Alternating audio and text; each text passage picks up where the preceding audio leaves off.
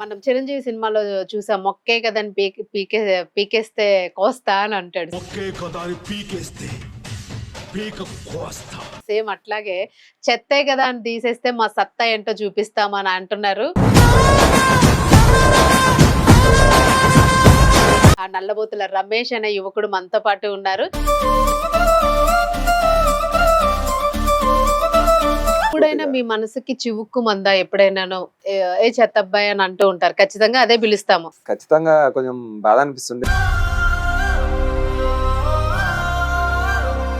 So మీకెలా అనిపిస్తది? మార్నింగే అంటే ఇంత చదువుకున్నారు మీరు. తెల్లవారే ఎలా అనిపిస్తుంది? పని ఏదన్నా చేసేది పనే అండి. ఏదన్నా అన్నం పెట్టడానికే.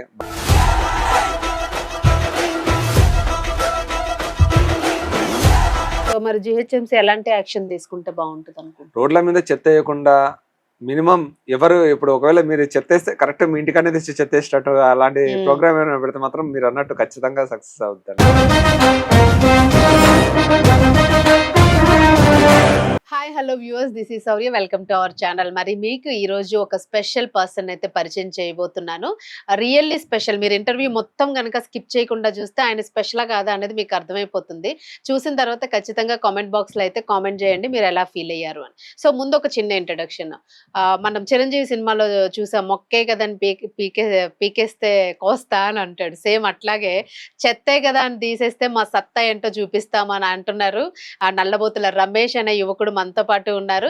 అసలు ఈయన ఏం చేస్తారు, ఎందుకు నేను ఈ రోజు ఇంటర్వ్యూ చేస్తున్నాను, అంత స్పెషల్ ఏముంది దీనిలోని, సొసైటీ కూడా ఆయన నుంచి ఏదైనా నేర్చుకోవడానికి ఒక అంశం ఉంది అని నాకు అనిపించే తను ఇంటర్వ్యూ చేయాలని నేను అనుకున్నాను. సో గతంలో కూడా కొన్ని మ్యాగజైన్స్ లో ఆయనకి సంబంధించిన వార్తలు వచ్చినాయి. అండ్ నేను కూడా కొన్ని స్వయంగా చూశాను ఆయనకి సంబంధించి. సో ఖచ్చితంగా ఇది సమాజానికి ఉపయోగపడుతుంది అని అనిపించే చేస్తూ ఉన్నాను. సో మీరు చూసిన తర్వాత ఖచ్చితంగా దీనికి సంబంధించి అయితే కామెంట్ చేయండి. సో ఇంటర్వ్యూలోకి వెళ్ళిపోదాము. హాయ్ రమేష్. నమస్తే అండి. Heartly welcome. నిజంగాను చాలా స్పెషల్ ఇంటర్వ్యూ నాకైతేను. రీసెంట్గా ఒక ఇంటర్వ్యూ చేసాం మనము. So he is also very special person అనమాట.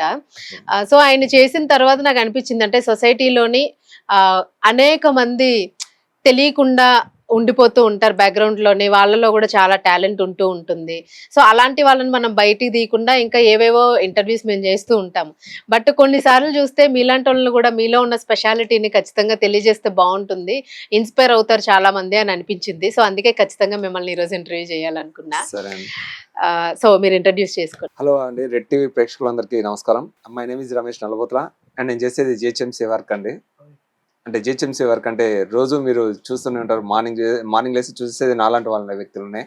ఎందుకంటే మామూలుగా నేను ఒక జిహెచ్ఎంసీ డ్రైవర్. అంటే పొద్దుగాల మీ ఇంటికి వచ్చి చెత్త అని పిలిచి చెత్త తీసుకెళ్లేవాడిని.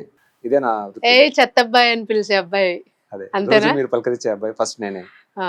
డైలీ మార్నింగ్ మనం లేవంగానే భగవంతుడి దగ్గరికి వెళ్తాము. భగవంతుడి దగ్గర తెల్లవారి స్నానం చేసేసి ఫస్ట్ మనం చూసేది భగవంతుడి చేతులు చూసుకుంటాం, దేవుడి మొహాన్ని చూస్తాము. కానీ రమేష్ వాళ్ళు చూసేది తెల్లవారి లేవంగానే చెత్త డబ్బా, చెత్త బండి, అదే వాళ్ళకి దైవము, మనమే వాళ్ళ దేవుళ్ళని అన్నట్టుగా మనకు అంత సర్వీస్ని అందిస్తూ ఉన్నారు. బట్ వాళ్ళకి ఎలాంటి రికగ్నైజేషన్ ఉంది, అసలు ఎంత కష్టపడుతూ ఉన్నారు, వాళ్ళ కష్టం వెనుక అసలు ఎలాంటి ప్రతిఫలం ఉంటుంది, వాళ్ళల్లో కూడా మట్టిలో మాణిక్యాలు చాలా మందే ఉన్నారు అని చెప్పేసి అనిపించింది. సో అందుకనే ఇప్పుడు రమేష్తోనైతే మాట్లాడేద్దాం. రమేష్, అసలు మీరు ఏం చదువుకున్నారు? నేను బీకామ్ కంప్యూటర్స్ అండి, ఇంగ్లీష్ మీడియం. బీకామ్ పూర్తి చేశాను అండ్ అంతవరకు చదివాను. మొత్తానికి మీరు ఒక గ్రాడ్యుయేట్. కరెక్ట్, 100%. సో మీరు ఇంగ్లీష్ బాగా మాట్లాడతారు, నేను విన్నాను. చాలా ఫ్లూయెంట్ గానే వచ్చు ఇంగ్లీష్ మీకు. బట్ తెల్లవారే మిమ్మల్ని అంటే ఒక్కొక్కసారి నిజంగానే మీరు ఇది చేసి ఇంత చదువుకుని ఆ చెత్త డబ్బాతోని మీరు మీ వృత్తిని నిర్వహిస్తున్నారని అనేటప్పుడు ఒక పక్క కాస్త బాధ అనిపిస్తుంది, ఒక పక్క ప్రౌడ్ గా కూడా అనిపిస్తుంది. అంటే మీ వృత్తిని మీరు ఎంత గౌరవిస్తున్నారు, సో ఇతరుల కోసం, సమాజం కోసమే మీరు చేస్తున్న సర్వీస్ ఉంటుంది అని అనిపిస్తూ ఉంటుంది. సో మీకు ఎలా అనిపిస్తుంది? మార్నింగే అంటే ఇంత చదువుకున్నారు మీరు, తెల్లవారే ఎలా అనిపిస్తుంది మీకు? అంటే ఒక్కొక్కళ్ళు ఒక్కొక్కలాగా చెత్తను వేస్తూ ఉంటారు. కొంతమంది డస్ట్బిన్స్ లో వేయరు, కొంతమంది ఆడే పడేస్తూ ఉంటారు, కొంతమంది రోడ్డు మీద చెత్త ఎక్కడంటే అక్కడే ఉంటుంది.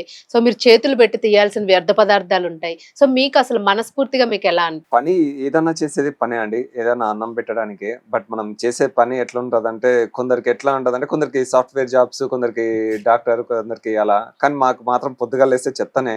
మార్నింగ్ 5 o'clock టైం అనేది టైం కరెక్ట్ మార్నింగ్ 5 o'clock లేసి 5 గంటలకే వెళ్ళి రోజు చెత్తమ్మ అనేసి చెత్త వాళ్ళు పెట్టాక తీసేయడం. కొన్ని చోట్ల అయితే నిజంగానే మీరు చెప్పినట్టే డబ్బాల్లో పెట్టకుండా కవర్లో పడేస్తారు. అప్పుడైతే పిల్లులు కోతులు కొన్ని ఏరియాలలో వచ్చి పాడు చేస్తాయి. అవి మళ్ళా మీరు కింద దాన్ని అంతా దాన్ని పోగు మొత్తం చేస్తారు. పోగు చేసి మొత్తం మళ్ళీ మా డబ్బాలలో వేసుకొని ఉమ్, తీసుకెళ్ళాలి. మళ్ళీ ఒకవేళ అలాగ వదిలేస్తే ఏంది ఎత్తలేదని అంటారు. ఉమ్, బట్ మాకు తప్పదు, రోజు చేసే పని అదే కాబట్టి మాకు కొంచెం గలీజ్ అని ఏం లేదండి. ఎందుకంటే మేము చేసే పనే అది ఉమ్, కాబట్టి ఖచ్చితంగా వృత్తిని అయితే అవమానించలేదు. ఉమ్, ఖచ్చితంగా చేసే పని గ్యారంటీ కాబట్టి ఉమ్. మినిమం ఏ పని చేసినా నిజాయితీగా చేయాలి, హ్యాపీగా చేయాలి అంతే. సో అంటే మీకు ఏమైనా అనిపిస్తుందా మీరు వృత్తిపరంగా గౌరవిస్తున్నారు చాలా ఖచ్చితంగా వరకును? 100% ఎప్పుడైనా మీ మనసుకి చివుక్కుమందా ఎప్పుడైనానో ఏ చెత్త అబ్బాయి అని అంటూ ఉంటారు, ఖచ్చితంగా అదే పిలుస్తాము. మీ ఖచ్చితంగా పేరు తెలిసినా కూడా ఏదో ఎవరైనా ఏదైనా డస్ట్బిన్ ఏదో మర్చిపోయారు లేదనంటే బండి వెళ్ళిపోతా ఉంది ఏదైనా పడిపోయిందా ఏ చెత్త అబ్బాయి అని అంటారు. సో అప్పుడు ఎలా అనిపిస్తుంది? పేరు తెలిసినా కూడా పేరుతో పిలవకుండా అట్లానే పిలిచిన వాళ్ళు ఉంటారు, మీకు ఎలా అవునండి. అనిపిస్తుంది? ఖచ్చితంగా కొంచెం బాధ అనిపిస్తుండే. బట్ మీ కొంచెం పెద్దవాళ్ళు పిలిస్తే పెద్ద బాధ అనిపించదు. కానీ స్కూల్ పిల్లలు కొందరు చిన్న చిన్న పిల్లలు కూడా చెత్తోడు వచ్చాడు అలా అనడం కొంచెం ఇబ్బంది అనిపిస్తుంది కొంచెం మానసికంగా. బట్ వేరే వాళ్ళు పెద్దవాళ్ళు పిలిస్తే ఏదో పర్లేదు అనుకుంటాం, కానీ చిన్న పిల్లలు కూడా పిలిచడం సో దాన్ని అయినా కూడా మీరు ఒక బ్రాండ్ లాగా తీసుకొని మీరే మీ బ్రాండ్ అనుకునే దాన్ని మీరు వృత్తి కొనసాగిస్తూ ఉన్నారు. సో ముఖ్యంగా తీసుకుంటే రమేష్, ఇప్పుడు మిమ్మల్ని ఇంటర్వ్యూ చేయడానికి రీజన్ ఏంటంటే మీరు ఇలాంటి వర్క్ చేస్తూ తెల్లవారే మీరు చెత్తని సేకరిస్తూ మీ పని మీరు చేసుకుంటూ కూడాను లద్దాఖ్ ఇలా కొన్ని కంట్రీస్ కూడా వెళ్ళొచ్చారు. లద్దాఖ్ కూడా బైక్ మీద వెళ్ళొచ్చారు, రీచ్ అయ్యారు. సో దాన్ని చాలా మ్యాగజైన్స్ కూడా కవర్ చేసినాయి మీకు సంబంధించి. సో మీకు ఎలా అనిపించింది అప్పుడు ఫీల్? అంటే ఇప్పుడు ఎవరైతే ఏ చెత్త అబ్బాయి అని అన్నారో మీరు ఒకేసారి మ్యాగజైన్ లో కనిపించేటప్పుడు మిమ్మల్ని ఎవరైనా ఐడెంటిఫై చేశారా? ఒక మీరు అన్నట్టు నాకు చిన్నప్పటి నుంచి బైక్స్ అంటే చాలా ఇష్టం, బైక్ రైడింగ్ అంటే బాగా ఇష్టం. నాకు 10 ఏళ్ళు నిండక ముందే బైక్ కొనేసుకున్నా. నాకు బైక్ అంటే చాలా ఇష్టం అండ్ దాని మీద రైడింగ్ అంటే చాలా ఇష్టం. మా తమ్ముడు కూడా సేమ్ నాలాగనే ఇంకా నాతో పాటే ఉండేవాడు. వాడు కూడా సేమ్ అలాగే నాతో పాటే బైక్ నేర్చుకుని వాడే చెప్పాడు ఫస్ట్. వాడి వల్లనే నా ఇన్స్పిరేషన్. ఎప్పుడు మేము శ్రీశైలం ఇక్కడ చిన్న చిన్నగా తిరిగేవాళ్ళం. మా ఊరికి నాగర్కర్నూలు అలా వెళ్ళొచ్చేవాళ్ళం. వాడే అన్నాడు, అన్న ఎప్పుడు ఇక్కడైనా ఒకసారి తిరుపతి వేద్దాం అన్నాడు. తిరుపతి వెళ్ళాం. తిరుపతి వెళ్ళాక అక్కడి నుంచి ఏం చేశాడంటే, అన్న ఇంచల్ చెన్నై దగ్గర అంట కదా వెళ్దాంపా అలా ఇంకా చెన్నై వెళ్ళాం. చెన్నై వెళ్ళినప్పుడు మా ఊళ్ళో అన్నారు, ఏదైనా బైక్ మీద అంత దూరం వెళ్తారు, అది బాగుండదు అని అన్నారు. ఆ తర్వాత ఇంకా మా ఊరికి ఇంకా చెన్నై పక్క రాష్ట్రం పోయేసరికి అన్న వెళ్దాం. మహేష్, మా తమ్ముడి పేరు నల్లబుతల మహేష్, మా తమ్ముడే అనమాట, మా బాబాయ్ కొడుకు. ఇంకా వాడు సేమ్ ఇంకా నా సొంత తమ్ముడే, పెద్ద తేడా ఏం లేదు. వాడి వల్ల నాకు పాజిటివ్ ఇంప్రెషన్ వచ్చింది. ఆ తర్వాత గోవాకి వెళ్ళాం. గోవా, బొంబాయి, బెంగళూరు, ఇట్లా హైదరాబాద్ నుంచి ఇట్లా బెంగళూరు. కాకపోతే జస్ట్ ఇవాళ నైట్ స్టార్ట్ చేయాలి, తెల్లారిలోపు అక్కడ ఉండాలి పడుకోకుండా. మళ్ళా అక్కడ తెల్లారి మొత్తం చూసేసి మళ్ళీ అక్కడ నుంచి రాత్రి స్టార్ట్ చేసి మళ్ళా హైదరాబాద్కి వచ్చేయాలి. అట్లా 2 days లో కంప్లీట్ చేసేవాళ్ళం ఎక్కడికి వెళ్ళినా. అట్లా బొంబాయి, బెంగళూరు, హంపి బైక్ పైనే. అప్పుడు జస్ట్ సివిజెడ్ ఎక్స్ట్రీమ్ అనే బండి ఉండేది, దాని మీద వెళ్ళాం. ఆ తర్వాత అది అమ్మేసి మా తమ్ముడు నేను కొంచెం డబ్బులు పోగు చేసి బుల్లెట్ కొన్నాం. బుల్లెట్ కొన్నాక అన్న ఇక్కడెక్కడ తిరిగాం కదా, లడాక్ ఇట్లా బాగుంటది. మేము ఒకసారి మనాలి వెళ్ళాం 2011 లో. నేను 10th పాస్ అయినప్పుడు 2011 లో వెళ్ళాం లదాఖ్. మనాలి వెళ్ళాం. మనాలి వెళ్ళినప్పుడు అక్కడ నుంచి బండ్లు వెళ్ళేటప్పుడు చూసాం అనమాట. చూసినప్పుడు మా తమ్ముడు అన్నాడు, వాడే అన్నాడు, అన్న ఇట్లా ఇక్కడ నుంచి లడాక్ అంట బాగుంటది అంట. అంటే అప్పుడు మాకు తెలియదు అనమాట. అప్పుడు డేటా సరిగ్గా ఉండేది కాదు, చాలా తక్కువ. ఇంకా ఆ తర్వాత 2015 యాంకల్లో వెళ్దాం అని చెప్పాడు. మేము 2011 లో బైక్ తీసుకున్నాము. బుల్లెట్ అనేది 2017 లో వచ్చింది. సో మీ బండి కూడా ఏదో ఇబ్బంది పడి అమ్మేసాము అని కూడా ఏదో. అవును, అది 2018 లో. తర్వాత కొంచెం ఆ తర్వాత బెంగళూరులో ఒక యాక్సిడెంట్ అయింది మాకు. బెంగళూరు కాదు, సారీ, బొంబాయిలో యాక్సిడెంట్ అయింది. బొంబాయిలో సోలాపూర్ దగ్గర బుల్లెట్ పైన వెళ్ళాం. అది 3వ సారి మేము బొంబాయి వెళ్ళడం. పోయినాం, బాగానే పోయినాం. వచ్చేటప్పుడు రాత్రిపూట యాక్సిడెంట్ అయింది. రాంగ్ రూట్ లో వచ్చి ట్రాక్టర్ గుద్దింది. అప్పుడైతే మా ఓన్ దెబ్బలు బాగా తగిలినాయి. కానీ హెల్మెట్ అప్పుడు ప్రాణాలు కాపాడుతుందంటే నిజంగా చాలా అదైతే కాపాడింది. హెల్మెట్ లేకపోతే నిజంగా ఆ రోజు అయితే మా ఓన్ తమ్ముండేది చాలా. ఎందుకంటే ఆ హెల్మెట్ రాయల్ ఎన్ఫీల్డ్ చాలా గట్టిగా స్ట్రాంగ్ గా ఉంటాయి. ప్రాణాలు కాపాడింది. ఏదైనా కూడా హెల్మెట్ ధరించడం చాలా ఇంపార్టెంట్. చాలా ఇంపార్టెంట్. అప్పుడైతే మాకు నిజంగా అంతవరకు మేము ఏదో సరదాగా పెట్టుకునేటోళ్ళం కానీ యాక్సిడెంట్ అయినప్పుడు తెలిసింది నిజంగా హెల్మెట్ అంటే ఎంత సీరియస్ గా ఎంత పెట్టుకోవాల్సిందే. సీరియస్ గా పెట్టుకోవాలి, ఎంత. ఇంకా అప్పటి నుంచి మేము రాత్రిపూట ప్రయాణాలు చేయడం ఆపేసాం. ఆ తర్వాత యాక్సిడెంట్ అయిన జస్ట్ 6 months లోనే మళ్ళీ బైక్ మీద వెళ్తున్నాం అంటే ఇంట్లో ఒప్పుకోరని చెప్పేసి బైక్ షోరూమ్ లో పెట్టాం, సర్వీసింగ్ ఇచ్చామని చెప్పి అక్కడ నుంచి ఢిల్లీకి వెళ్ళాం. ఢిల్లీకి వెళ్ళి ఫోటోలు పెట్టాక ఇంకా ఇంట్లో వాళ్ళు ఫోన్ చేసి ఏందిరా ఇంత యాక్సిడెంట్ అయినా కూడా మీకు బుద్ధి లేదా అని తిట్టారు. బట్ ప్యాషన్ ఇంకా మాకు ఇంకా వీళ్ళు చెప్తే విన్నారు వేస్ట్ అని చెప్పేసి 15 రోజులు మొత్తం లదాఖ్, కార్గిల్, శ్రీనగర్, జమ్మూ అండ్ కాశ్మీర్, అమృత్సర్, కార్దుంగ్లా వెళ్ళినప్పుడు మాత్రం చలికి మేము అంటే మాకు అంత ఎక్స్పెక్టేషన్స్ లేవన్నమాట. రైడర్ జాకెట్లు కొనుక్కోవాలి, అది అవన్నీ ఉండాలి, లేదు. మాది ఎట్లా అంటే లో బడ్జెట్, తక్కువ బడ్జెట్ లో వెళ్ళాం అనమాట. అప్పుడు పోయినప్పుడు చాలా చలికి ఇబ్బంది పడ్డాం. ఎంత అంటే షివరింగ్ వచ్చేసింది అసలు. మాకు బీబీ డౌన్ అయిపోయి ఒక దగ్గర పడుకొని, అది ఒక హోటల్లో పడుకొని చాలా అదైపోయింది అనమాట. ఇంకా అక్కడ బడ్జెట్ కూడా మీకు ప్రాబ్లం అయింది. బట్ చలికి మాత్రం సినిమాలో చూసినప్పుడు మాత్రం ఒక రేంజ్ లో అనిపించింది. కానీ నిజంగా అనుభవిస్తే బ్రెయిన్ బాబాయ్ ఇంత దారుణంగా ఉంటుందా. అప్పుడు మాకు అర్థమైంది హీరో వాళ్ళు అంటే ఇట్లా క్యారవన్లోకి వెళ్తారు, మన లాంటి వాళ్ళు వెళ్తే మాత్రం ఇట్లా చాలా బీపీ డౌన్ అయిపోయి అప్పుడు పరిస్థితి రేంజ్ లో అయిపోయింది. జ్వరం వచ్చి సేఫ్టీగా వచ్చేసాం మళ్ళీ తిరిగి. మళ్ళీ ఆ టైంలోనే అనుకుంటాను కదా ఇప్పుడు మీరు రీచ్ అయ్యారు అంత టైంలో అని పేపర్స్ లో 15 days లో 7,000 kilometers, 7,300 kilometers 15 days లో పూర్తి చేశాను నేను మా తమ్ముడు ఇద్దరం. గ్రేట్ నిజంగా. ఇంకా ఆ తర్వాత కొంచెం ప్రాబ్లం అయ్యి ఇంట్లో పరిస్థితి ప్రాబ్లం అయ్యి బండి అమ్మాల్సి వచ్చింది.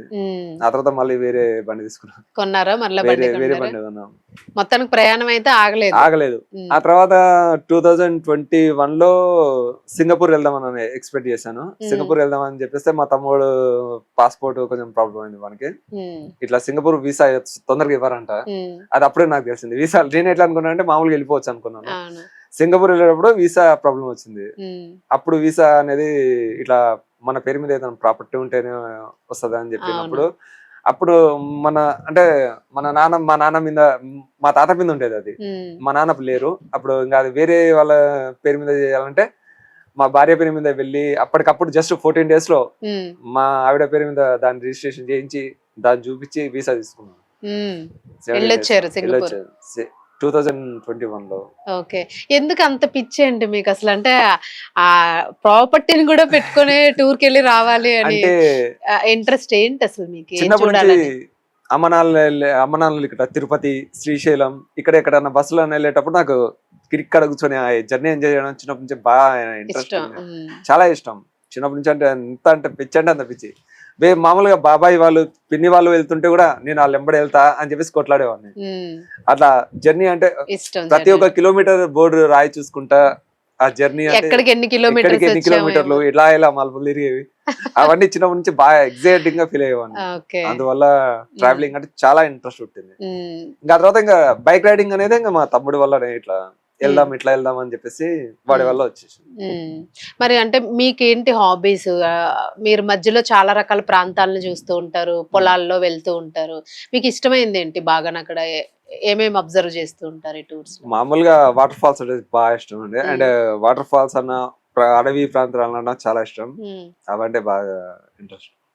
ప్రకృతిని మనం ఎంత కాపాడుకుంటే అంత బాగుంటుంది. ఎందుకంటే ప్రకృతి మనకు ప్రతిదీ. మనకు అన్నం పెట్టాలన్నా అదే, మనం ఒక్కసారి ముంచేయాలన్నా కూడా ప్రకృతి. అవును. అందుకే కదా మీరు ప్రకృతినే శుద్ధిపరుస్తూ ఉన్నారు. ఖచ్చితంగా మీరు చేసే ఉద్యోగమే ప్రకృతి, నేచర్ ని బాగా ఉంచడం. 100%. ఇంకా అంటే మీరు ఒక దానిలో చెప్పారు రైతులు అంటే బాగా ఇష్టము నాకు అని చెప్పేసి.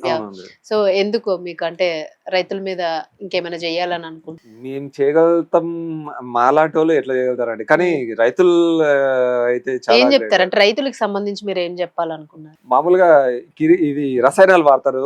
రసాయనాలు వాడకుండా మినిమం సేంద్రియ వ్యవసాయం చేస్తే బాగుంటుంది. ఎందుకంటే ఈ మధ్య మొత్తం మన కాడ మొత్తం పొల్యూషన్ తిండి ఎక్కువైపోయింది. ప్రతిదానికి కల్తీ. ఏది ఒక బియ్యంలో అయినా, ఒక నూనె వస్తువులో అయినా, మనం సపోజ్ బయటికి వెళ్ళి ఏదైనా బిర్యానీ తినాలన్నా లేదంటే ఏదైనా ప్రోడక్ట్ కూడా అది కల్తీ కాదా అనే ఒక ఫీలింగ్ ఫీలింగ్ వస్తుంది, వస్తుంది. అయినా కూడా తినక తప్పదు. అయినా కూడా తినక తప్పదు, ఎందుకంటే వేరే తనం ఉన్నా అదే ప్రాబ్లం. ఎక్కడ ఉన్నా ఇప్పుడు ప్లాస్టిక్ బియ్యం అనేసి కూడా వచ్చేసాయంట. అవును. అవి మేము మామూలుగా చెత్తలో వస్తుంటే కూడా చూస్తున్నాం. ప్లాస్టిక్ ఎట్లా తయారైతే ప్లాస్టిక్ బియ్యం అంటే ఎట్లా ఉంటాయి అనేది. మామూలుగా మీరు ఎట్లా అంటే మీరు పడేసేదేగా మేము చూస్తాం. అవును అవును. అందులో మేము మామూలుగా ప్లాస్టిక్ డబ్బాలు అవి ఏరేటప్పుడు చాలా వరకు చూస్తుంటాం. ప్లాస్టిక్ బియ్యాన్ని కూడా చూస్తుంటాం. మీరు చాలా రకాలు చూస్తారు చెత్తలోని కదా. చెత్తలో ఎందుకంటే అందులో నుంచే ప్రతిదీ కనిపిస్తానే ఉంటుంది అందులో. ఖచ్చితంగా 100%. మీరు రోజులో వాడే వస్తువులు కూడా మాకు కనిపిస్తాయి. అవును అవును. అలా అంటే మీరు చదువుకున్నారు కదా రమేష్, అంటే మీరు డిగ్రీ చదువుకున్నానని చెప్పారు. ఏదైనా గవర్నమెంట్ జాబ్స్ కి అట్లా ఏమైనా అప్లై చేసుకున్నారా ఎప్పుడైనా? పోలీస్ జాబ్ చేయాలని చాలా ఇంట్రెస్ట్ అండి. 3 సార్లు అటెంప్ట్ చేశాను. 2016 లో ఒకసారి, 2019 లో ఒకసారి, మొన్న 2023 లో కూడా ఒకసారి. బట్ ఫైనల్ ఎగ్జామ్ లో ఈవెంట్స్ అన్ని వస్తాయి, కానీ ఫైనల్ ఎగ్జామ్ లో దెబ్బ పడింది. అందులో మార్కులు కొన్ని తక్కువ వచ్చాయి. జస్ట్ 2016 లో అయితే 2 మార్క్స్ తక్కువ వచ్చాయి. 2019 లో 1 మార్క్ ఫైనల్ ఎగ్జామ్ కానే అయింది. ఫస్ట్ ఎగ్జామ్ బాగానే పాస్ అవుతా, ఈవెంట్స్ అన్ని వచ్చేస్తాయి, కానీ ఫైనల్ ఎగ్జామ్ ఎంత కష్టపడి. మళ్ళీ ఇంకోటి చదువుకోవడానికి టైం ఉంటుందా మీకు? నేను పొద్దుగాల నేను ఎక్కడి నుంచి చెప్తాను, చిన్నప్పటి నుంచి ఇదే పని చేశాను కాబట్టి మేము పొద్దుగాల అప్పుడు అంటే రిక్షాలు ఉండేవి, 8 గంటలకల్లా పూర్తయ్యేది. అప్పుడు రోడ్డు మీదనే డబ్బాలు ఉండేవి, అక్కడనే ఖాళీ చేసేవాళ్ళం. తొందరగా అక్కడ ఖాళీ చేసేసి మేము వెంబడే స్కూల్కి వెళ్ళేటోళ్ళం. 8 o'clock కల్లా స్కూల్కి, 9 o'clock కల్లా స్కూల్కి వెళ్ళేటోళ్ళం. అప్పుడు మేము పర్మిషన్ తీసుకునేటోళ్ళం.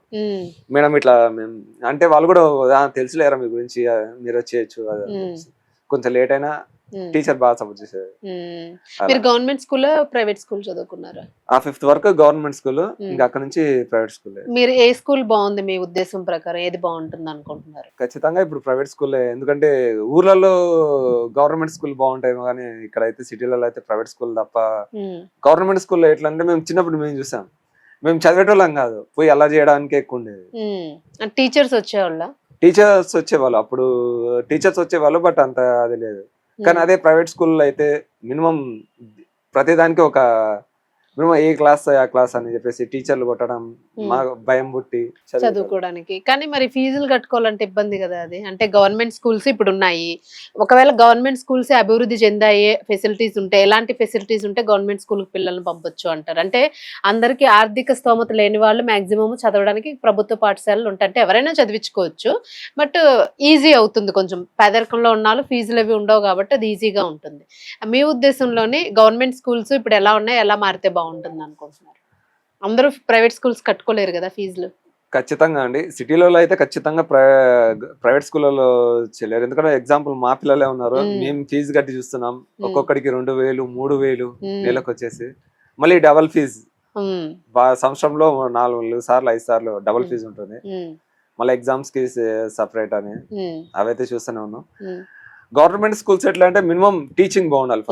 ఫస్ట్ ఆఫ్ ఆల్ వాళ్ళు టీచర్స్ పిల్లలకి బాగా చెప్తే ఖచ్చితంగా 100% ప్రోగ్రామ్ ఉంటుంది. ఎందుకంటే మెయిన్ వాళ్ళు చెప్పట్లేదు, వీళ్ళు ఒకప్పుడు అంటే కొడితే వినేటోళ్ళు, బట్ ఇప్పుడు కొడితే కొత్త కేసులు వచ్చి కొట్టకూడదని కొత్త వచ్చేసినాయి. బట్ భయం అంటూ పిల్లలకి స్కూల్ నుంచే స్టార్ట్ అవ్వాలి. ఎందుకంటే మన చిన్నప్పుడు మేము చదివేటప్పుడు టీచర్ వచ్చిందంటే ఇది ఈ రోజు ఈ క్వశ్చన్ అడుగుతుంది అని చెప్పేసి భయంతో చదువుకునేటోళ్ళం. ఇంకోటి క్లాస్ లో మొత్తం అందరి ముంగర కూర్చోబెట్టి వీడు చదవట్లేదు అని అది చేయడం వల్ల కూడా కొంచెం రెస్పాన్సిబిలిటీగా ఫీల్ అయ్యి అందరి ముంగర ఇజ్జత్ పోద్ది, మామూలుగా ఏమైనా బాగుండదు, వీళ్ళందరూ ఎక్కిరిస్తారు అని చెప్పేసి చదువుకునేటోళ్ళం. బట్ ఇప్పుడు ఈ కాలంలో అయితే చాలా వరకు అయితే చూస్తున్నాం, మా పిల్లలనే చూస్తున్నాం. ఎగ్జాంపుల్ చదువురా అంటే మేము చదివేటప్పుడు 5th క్లాస్ వచ్చేలోపు మాకు 20 tables దాకా వచ్చేవి. మొత్తం ఏమంటారు ఏబిసిడీలు గిబిసిడీలు స్పెల్లింగ్స్ తో సహా వచ్చేవి. ఇప్పుడు మా వాడు ఎంత 7th క్లాస్ 7th 8th, వాడికైతే ఇప్పుడు కూడా ఇంజనీరింగ్ స్పెల్లింగ్ చెప్పమంటే చెప్పలేడు. ఇప్పుడు అనుకుంటాడు మా అయ్య నా ఇజ్జత్ తీసాడు ఇంటర్వ్యూలో పోయి పూర్తిగానే.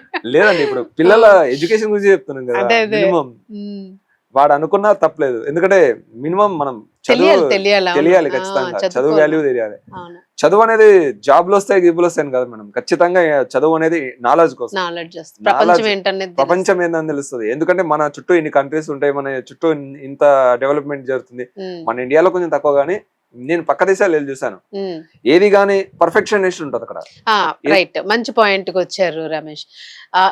ఇతర దేశాలతోని కంపేర్ చేస్తూ ఉంటాం. భారతదేశంలో కూడా స్వచ్ఛ భారత్ ఉంది, అన్ని ఉన్నాయి భారతదేశంలో కూడా, నీట్ గా ఉండాలి అని, పచ్చగా ఉంటుంది ఇండియా కూడా. 100%. కానీ ఇండియాకిను మీరు విదేశాల్లోనే వెళ్ళానని అన్నారు. అవును.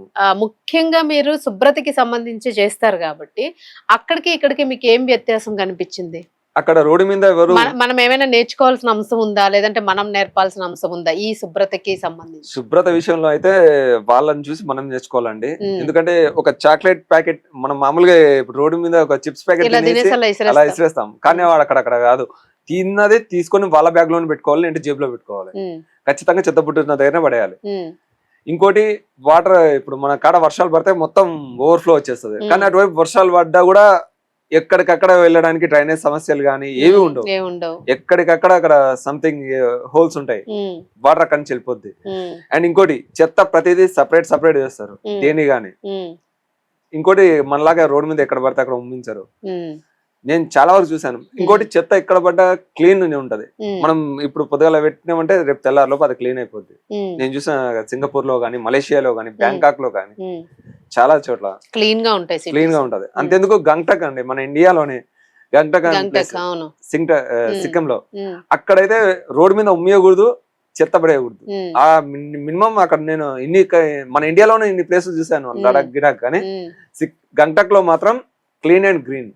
అక్కడ గానీ డార్జిలింగ్ లో గానీ, గంగ్టక్ లో మాత్రం ఫుల్ స్ట్రిక్ట్, ఉమ్మియకూడదు, రోడ్ పైన ఏ వస్తువు పడేయకూడదు, మినిమం క్లీన్ గా ఉండాలి అక్కడ. సో అంటే మనం వేరే దేశాలతో కంపేర్ చేసుకుంటే మనం క్లీన్లీనెస్ లో మాత్రం మనం ఇంకా వెనకబడే ఉన్నాం, అంతే కదా. అభివృద్ధి చెందిందని అనుకున్నా మనం ఏమి ఇంకా ఆ స్థాయికి ఇంకా పోలేదు అన్నదైతే అర్థమవుతుంది. కానీ ఇంకోటి మన కాడ వారసత్వాలు, ఈ రాజకీయాలు వారసత్వాలు ఉన్నంత వరకు ఖచ్చితంగా ఇండియా అయితే బాగుపడదండి. 100% చెప్తున్నాను. వారసత్వాలు నా తర్వాత నా కొడుకు తర్వాత వాడి మనవాడు, ఇంకా అంతే.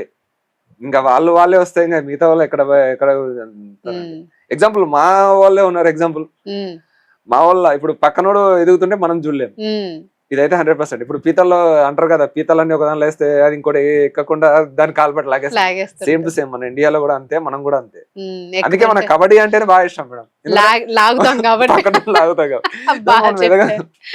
వాడి ముంగర కోనేమో మనం ముంగరికి వెళ్ళాం, అలా కబడ్డీ గేమే, కంప్లీట్ గా కబడ్డీ గేమే జరుగుతుంది. కొత్త విషయం చెప్పారు రమేష్ ఈ రోజు. రైట్, అయితే జాబ్స్ కి ట్రై చేశారు కానీ మీకు రాలేదు, కొట్టలేకపోయారు. ఇంకా ట్రై చేస్తూ ఉన్నారా? లేదండి, ఇంకా ఇంట్రెస్ట్ అనేది లేదు సార్. ఎందుకంటే అప్పటికే 32 years అయిపోయినాయి. 32 years తర్వాత గవర్నమెంట్ జాబ్ రాదు. బిఆర్ఓ అనే ఎగ్జామ్ కూడా రాశాను, బట్ అంత అది రాలేదు. ఇంకా 32 ఏజ్ అయితే అయిపోయింది. ఇంకో 2 years ఎస్టీ కోట కాబట్టి ఉంటే ఇంకో 2 years లోపు రిజర్వేషన్ లో ఏమైనా ఉంటే అంతే. కానీ ఫిట్నెస్ అనేది 30 వరకే. అవును, రైట్. అలాగే ఇప్పుడు మీరు కోవిడ్ టైంలో చాలా ఇంపార్టెంట్, కోవిడ్ టైంలోనే మీ పాత్ర మాత్రమే ఎక్కువగా, అక్కడ డాక్టర్లు ఎంత కష్టపడ్డారో మీ పారిశుద్ధ్య కార్మికులు కూడా అంతే కష్టపడ్డారు అక్కడ. వాళ్ళు లేకపోతే అసలు దాన్ని మనం ఊహించుకోలేని పరిస్థితి, మీరు లేరు అని అనుకుంటే. ఎందుకంటే మాస్కులు పెట్టుకొని కూడా బయటకు రాకుండా ఇంట్లో కూడా మాస్కులు పెట్టుకొని ఉన్నాం. అదే మాస్క్ తీసి బయట వేసిస్తే అదే మాస్క్ ని మీరు కలెక్ట్ చేసుకొని వెళ్ళి డంప్ యార్డ్ లో పడేశారు. సో అప్పుడు మీ పరిస్థితి ఏంటి? కోవిడ్ ని ఎలా అధిగమించారు? కోవిడ్ టైంలో అయితే నిజంగా మేమే ఎక్కువ చేసామండి. ఎందుకంటే అక్కడ ప్రతి ఒక్క అపార్ట్మెంట్ లో మినిమం కోవిడ్ కేసు ఉంది. అంతెందుకు మా మామయ్య, అతను రవి అని ఉంటాడు, కాచిగూడలో తీస్తాడు, ఆయనకైతే కోవిడ్ వచ్చేసింది. అప్పుడు కోవిడ్ లోకి వచ్చేస్తే మా గల్లీలో మేమే అతన్ని ఒక రూమ్ లో పెట్టి ఆయనకి ఏం కావాలని చూసుకొని మళ్ళీ తెల్లారిలోపు మేము చేసే పని కూడా అదే. ఆయనని మాత్రం మళ్ళీ సపరేట్. ఇక్కడ అయితే నేనైతే మన కాలనీలో చూసాను, కొన్ని కాలనీలలో విన్నాను. ఒక అదే మన కాలనీలో వచ్చింది అదే, అప్పుడైతే నల్లకుంటలో వచ్చింది, నేను తీసే ఏరియాలోనే. ఒక ఇంట్లో 6 మందికి వచ్చింది అని చెప్పేసి వాళ్ళ ఇంటి కాడికి వెళ్ళకుండా, అక్కడి నుంచి ఎవడు వెళ్ళకుండా, ఇక్కడి నుంచి వెళ్ళకుండా అడ్డం పెట్టేశారు. నేను పోయి చెత్త తీసుకొస్తా అంటే, నువ్వు కూడా వెళ్ళొద్దు రమేష్, నీ వాళ్ళ అందరికి వస్తుంది అంటే, సార్ ఇవాళ ఆయనకు వచ్చింది, తర్వాత నెక్స్ట్ నెక్స్ట్ డే మీకు వస్తుంది, ఆ తర్వాత ఇంకొకరికి వస్తుంది, కానీ ఎవరికి వచ్చినా తీయాల్సింది నేనే. ఎవరికి వచ్చినా తీయాల్సింది నేనే కాబట్టి ఖచ్చితంగా నేను తీయాల్సిందే. అట్లానే వదిలేను, ఖచ్చితంగా తీయాల్సిందే. రేపు మా ఇంటికి రావద్దంటే, సరే సార్ మీకు మీ ఇంటికి రాను, ఎల్లుండి మీకు వస్తుంది, అప్పుడు మీ చెత్త కూడా తీసుకెళ్ళాను. ఎన్ని రోజులు పెట్టుకుంటారు? నెల పెట్టుకుంటారా? 2 నెలలు పెట్టుకుంటారా? కోవిడ్ చేత ఖచ్చితంగా పడేయాల్సిందే కదా. అవి సపరేట్ డ్రెస్, అవి మాస్కులు అవన్నీ పడేయాలి. అప్పుడు శానిటైజర్ బాటిల్ అయితే మరి దారుణంగా వాడారు. ఉమ్, కొన్ని ఏరియాలో అయితే ఇంకా కొన్ని ఏరియాలో అయితే ఇంకా చాలా దారుణం అండి. ఉమ్, మా మా బావ తీసే ఏరియాలో అయితే ఉమ్, ఆ గల్లీలో ఒక 10 మందికి వచ్చిందని చెప్పేసి ఉమ్. ఒక్కొక్క అపార్ట్మెంట్ వచ్చి చెప్పేసి ఆ ఏరియాలో పాలు గాని పేపర్ గాని కూడా అన్ని వేయలేదు, బంద్.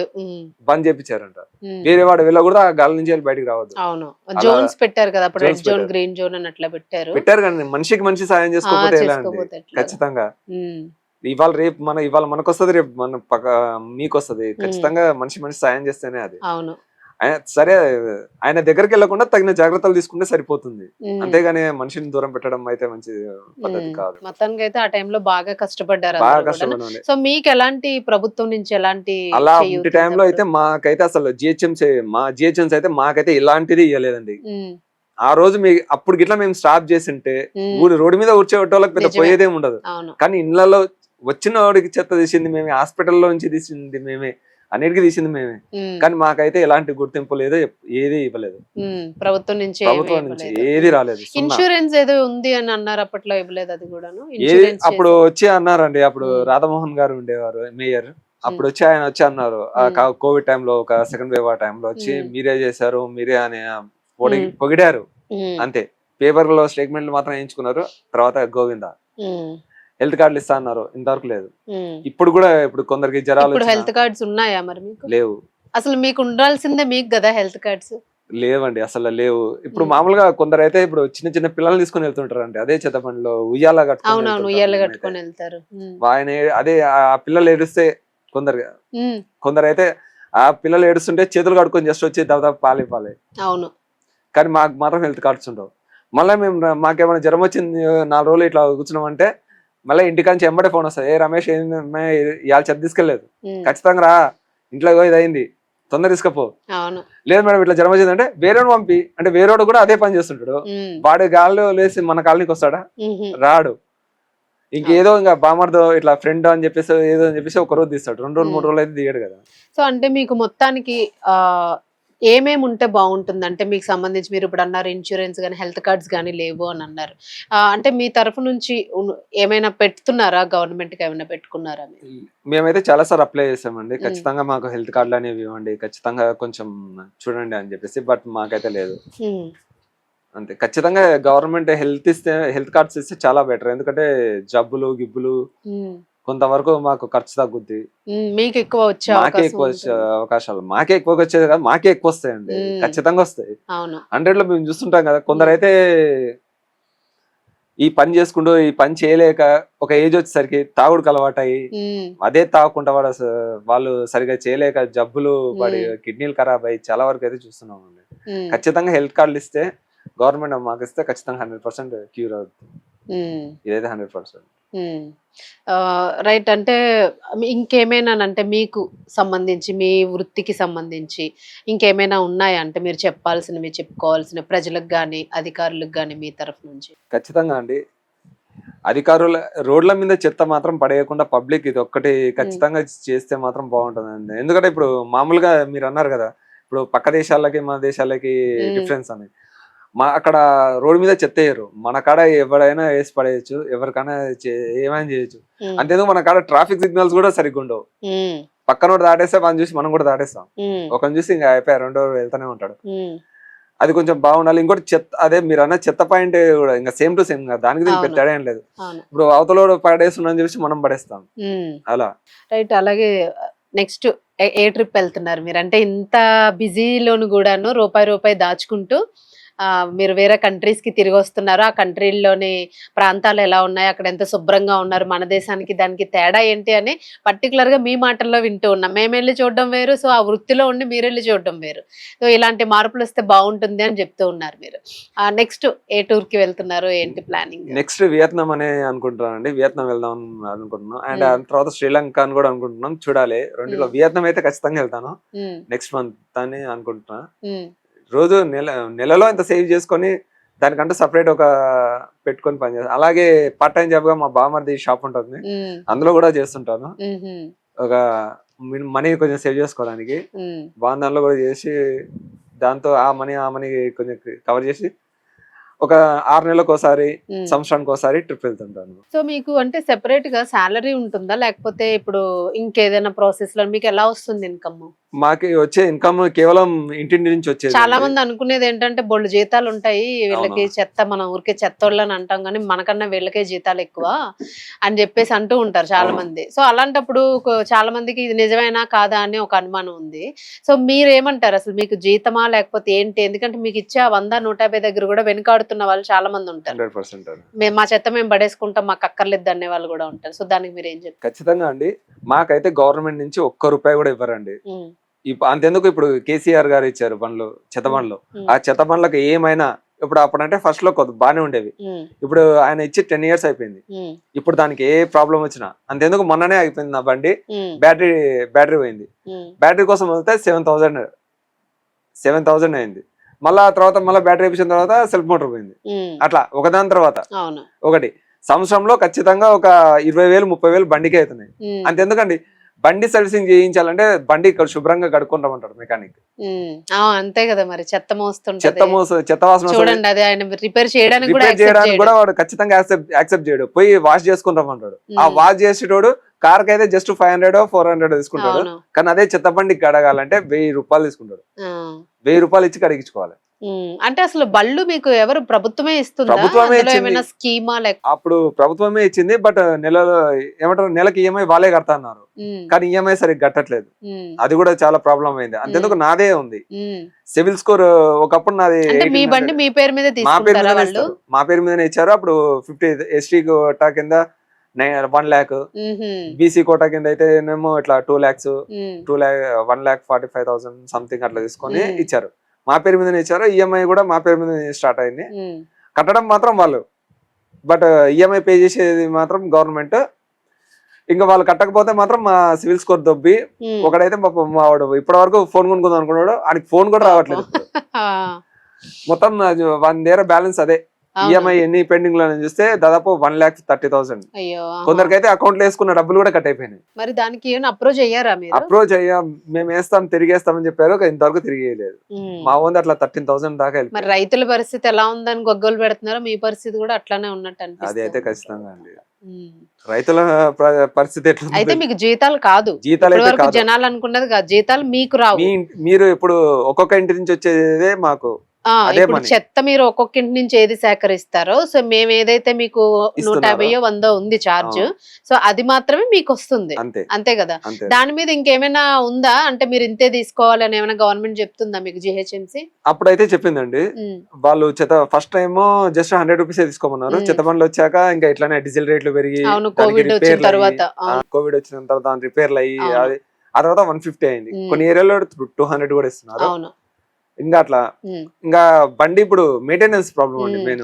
ఇప్పుడు మీరు ఇచ్చే దానిలో ఒక 30,000 వచ్చినా కూడా బండి ఇప్పుడు బండికే పోతుంది. మినిమం 10,000 తీసుకెళ్తుంది కదా, 10,000 దానికే వెళ్తుంది. అంతెందుకండి, బండి పంచర్ అయితే ఆ పంచర్ ఇప్పేటోడు కూడా ఇప్పుడు మాది, మేమే ఇప్పి వానికి ఇవ్వాలి. చాలా ఫేస్ ఇవన్నీ ప్రపంచానికి తెలియదు. ఖచ్చితంగా ఇంకా లోడ్ ఉన్నప్పుడు పంచర్ అయితే ఇప్పుడు ఇంకా బండి అయితే ఇంకా దారుణం. అప్పుడు జాకీ పెడితే జాకీ లేయదు, ఓసారి జాకీ ఇరిగిపోతుంది. అప్పుడైతే ఇంకా చాలా దారుణంగా ఉంటది. అప్పుడు స్టెప్ని మార్చడం చాలా కష్టంగా ఉంటది. మామూలుగా ఉన్నప్పుడు అయితే నో ప్రాబ్లం. ఇంకోటి ఇప్పుడు మీరు అంటుంటారు ఓసారి రాలేదని. బండి పంచర్ అయితే మార్నింగ్ పూట ఎవరు షాప్ తెరుస్తారు, పంచర్ షాప్ మెకానిక్ తెరుస్తాడు. మెకానిక్ తెరిచే లోపు మినిమం 9 అయిపోద్ది. వీళ్ళేమో కంప్లైంట్ మీద కంప్లైంట్ ఇస్తుంటారు, రిపేర్ సరిగా రావట్లేదు, చేయట్లేదు. మాకు బండికి రిపేర్ అయ్యేది కనిపించదు, వాళ్ళకు బండి పంచర్ అయ్యేది కనిపించదు. అంతేందుకంటే ఏదైనా పెళ్లికి వెళ్ళి జస్ట్ 2 days లో వచ్చేయాలండి. రేపు బెల్లామైనా ఇవాళ వచ్చేయాలి అంతే. లేదంటే వేరే వాడిని పెట్టుకోవాలి. వాడు మళ్ళా ఒక్కరోజు చేయడాలంటే 1,000 రూపాయలు అడుగుతాడు. సో మీరు అంటే ఇప్పుడు జిహెచ్ఎంసీ ఆధ్వర్యంలోనున్న ఎంప్లాయీసే మీరు? ఎంప్లాయీసే, కానీ వాళ్ళు మాత్రం జీతాలు ఇవ్వరు. కానీ మీకు జీతాలు లేవు. జీతాలు ఉన్న వాళ్ళు ఎవరు అంటే ఇప్పుడు రోడ్డు మీద స్వీపర్స్ ఉంటారు. ఇప్పుడు మీరు చెత్త పట్టుకెళ్తారు, స్వీపర్స్ వేరేగా ఉంటారు కదా, మీరు వేరు వాళ్ళు వేరు. సో ఎవరికి సాలరీస్ ఉంటాయి ఇప్పుడు వీళ్ళల్లో? తర్వాత వీళ్ళందరినీ హ్యాండిల్ చేసేది ఒక ఆఫీసర్, ఒక ఆయన ఎవరు తిరుగుతా ఉంటారు. సో వీళ్ళల్లో ఎవరికి సాలరీస్ ఉంటాయి?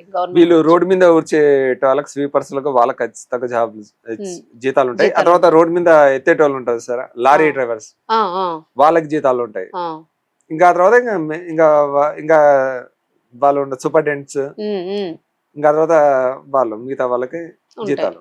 బట్ మీరు పనిచేసేది వాళ్ళ ఆధ్వర్యంలో అయినప్పటికీ కూడా మీకు జీతం ఉండదు, మీకంటూ ఒక హెల్త్ కార్డ్స్ అవి మాత్రం ఏమీ లేవు పర్టికులర్ గా. ఏవి లేవు. కానీ మీరైతే జిహెచ్ఎంసీ ఎంప్లాయ్ అనే ఒక కార్డ్ ఏమైనా ఉంటుందా మీకు అట్లీస్ట్? లేదండి, అది కూడా లేదు. కొన్ని ఏరియాలో మాత్రం ఇచ్చారు, కొన్ని ఏరియాలో ఇవ్వలేదు. కొందరికి మాత్రం ఇచ్చారు అంతే. ఓకే. సో మరి అంటే మీరేం ఏమైనా చెప్పాలనుకుంటున్నారా దీనికి సంబంధించి? అంటే హెల్త్ కార్డ్స్ అన్నారు. Health cards and identity cards ఇలాగే అండి. ఒక జిహెచ్ఎంసీ ఐడి కార్డు, పలానా వ్యక్తి పలానా ఏరియా అని చెప్పేసి ఇస్తే ఐడి కార్డు ఇస్తే ఇంకా బాగుంటుంది. మీరు అన్నట్టు హెల్త్ ఇష్యూస్ అయితే చాలా వరకు ఉంటాయి, అండ్ ఐడి కార్డు కూడా ఇస్తే ప్రొవైడ్ చేస్తే చాలా బాగుంటుంది గవర్నమెంట్. రైట్. ఇంకొక విషయము, ఇప్పుడు మిగిలిన రాష్ట్రాల్లో కొన్నింట్లో ఇంప్లిమెంట్ అవుతుంది చెత్తకు సంబంధించి. చెత్త ఎవరైతే పట్టుకెళ్ళి బయట పడేస్తారో మరి దీనికి సంబంధించిన మళ్ళీ చెత్తనంతా కూడా మానిటర్ చేసుకొని ఆ చెత్త మళ్ళీ వాళ్ళ ఇంటి దగ్గర పడేస్తుంది ఎవరైతే ఆ పద్ధతి పాటించడం లేదో. సో ఖచ్చితంగా వాళ్ళు తీసుకెళ్లి డస్ట్బిన్ లోనే వేస్తారు. తడి చెత్త పొడి చెత్త అని పెడుతూ ఉన్నారు కదా, ఖచ్చితంగా వాళ్ళు తీసుకెళ్లి వాటిల్లో వేస్తారు అలా స్ట్రిక్ట్ గా పెడితే. మన హైదరాబాద్ లో ఎట్లా ఉంది అంటే ఈ తెలంగాణ రాష్ట్రంలోని మీరేం చెప్పాలనుకుంటున్నారు? మన రాష్ట్రంలో అయితే, మన హైదరాబాద్ సిటీలో అయితే మెయిన్ గా చెత్త అయితే, ఊర్లలో అయితే పర్లేదండి. ఊర్లలో అయితే మెయిన్ ప్లేసెస్ ఉన్నాయి మనకి, సెక్రటేరియట్ ఇట్లా పెద్ద పెద్ద భవనాలు ఉన్నాయి. సో అలాంటి దగ్గర కూడా చనిపోయిన కుక్కలు చెత్త పడతానే ఉంది. మీరేం చెప్తారు?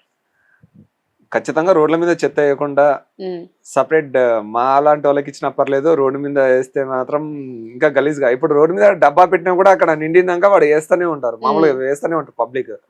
అది నిండిపోయినా కూడా పట్టించుకోరు, పడేద్దామని. కొందరు బైక్ల మీద వెళ్ళి పడేయడము, అలా నిండిపోతూనే ఉంటారు ఖచ్చితంగా. ఇంకొకటి ఏంటంటే తాగిన బాటిల్స్ కూడా చాలా చోట్ల 20-30 బాటిల్స్ దొరుకుతా ఉన్నాయి గవర్నమెంట్ కార్యాలయాల దగ్గర. కొన్ని చోట్ల చాలా వరకు చూసాము. అట్లా కూడా పడేస్తూ ఉన్నారు ఈ తాగే వాళ్ళు.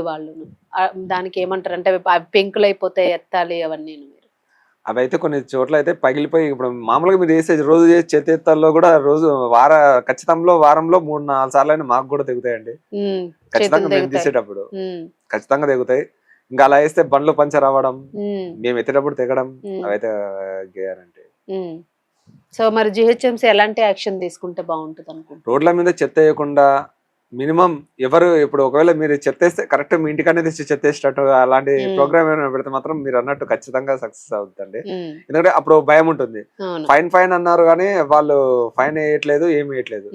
ఫైన్ వేస్తే మినిమం ఒక భయం ఉంటుంది, ఖచ్చితంగా భయం ఉంటుంది. భయం అంటే బాధ్యత ఉంటుంది. బాధ్యత మనిషి వ్యక్తి ఖచ్చితంగా మనిషి అనేవాడు బాధ్యత. ఇప్పుడు మనం పడేసే చెత్తే మనకు బాధ్యత ఉండాలి కదా. ఖచ్చితంగా మనిషి అనేవాడు బాధ్యత ప్రవర్తిస్తేనే ఖచ్చితంగా మెచ్యూర్మెంట్. సో నెక్స్ట్ టూర్ అయితే ప్లాన్ లో ఉన్నారు ఖచ్చితంగా. రూపాయి జాగ్రత్త పెట్టుకొని నెక్స్ట్ టూర్ ప్లాన్ చేసుకుంటూ ఉన్నారు. ఏంటంటే లైఫ్ అచీవ్మెంట్ ఏంటి, లాస్ట్ కి ఏం చేయాలని మీరు అనుకుంటున్నారు? పోలీస్ జాబ్ వాళ్ళని మాత్రం గట్టిగా అనుకున్నా అండి. ఆ తర్వాత ఇంకా ఒకవేళ పోలీస్ జాబ్ రాకపోతే, ఒకవేళ ఏది రాకపోతే ఖచ్చితంగా ట్రావెల్ గైడ్ అయితే అవుతాను, ఖచ్చితంగా ట్రావెలర్ అయితే అవుతాను. మరి ఇన్కమ్ ఇప్పుడు కొత్తగా వచ్చాయి కదండి, ఈ ఇన్స్టాగ్రామ్ లలో ఫేమస్ అవడం అలాంటిది ట్రై చేద్దామని చూస్తున్నాను. ఒకవేళ అది సక్సెస్ కాకపోతే ఖచ్చితంగా స్పాన్సర్స్ వస్తారు.